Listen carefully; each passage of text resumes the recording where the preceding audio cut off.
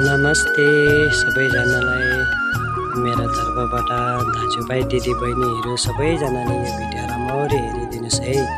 यो चाहिँ जागुन घाट हो हैन, र यहाँ चाहिँ धेरै दुःख छ।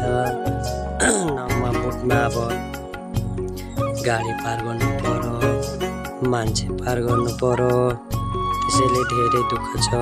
कति रिक्सीको कुरा छ, हेर्नुहोस् यसरी बाइकहरू नमाउँछ, कति दुःख छ यहाँनिर, कति रिक्सीको पनि कुरा छ।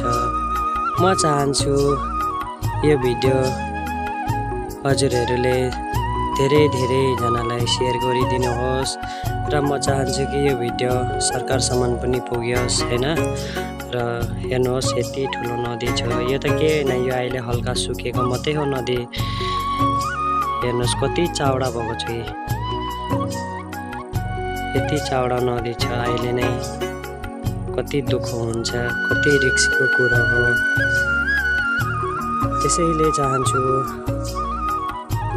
यहाँ चाहिँ छिटै ब्रिज बनोस्। हेर्नुहोस् यहाँनिर, हेर्नुहोस् यस्तो हुने चान्स छ, यहाँनिर यस्तो पनि हुन्छ। बाइकहरू उठाउँदाखेरि कोही बेला गियरमा हुन्छ, कोही बेला स्टार्टमा हुन्छ, यसरी नदी पार भएर गिर्नु सक्छ। जस्तो कि अब नदीमा यो अब बुट पार भएर अब नदीमा गिर्ने चान्स हो। कति रिक्सी छ हेर्नुहोस्। तपाईहरुलाई कस्तो लाग्छ यो देखेर?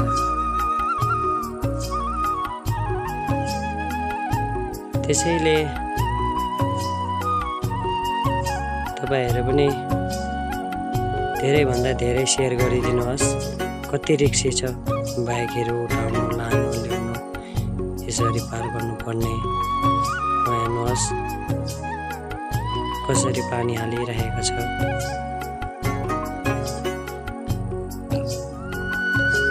यसरी पार हुन्छ, हेर्दै गर्नुहोस्।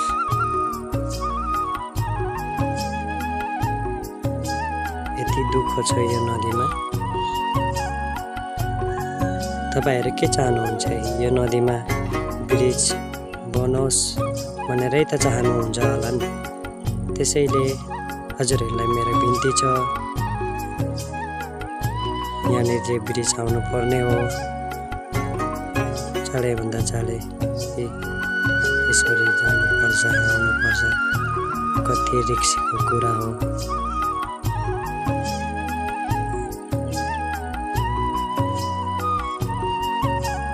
म चाहन्छु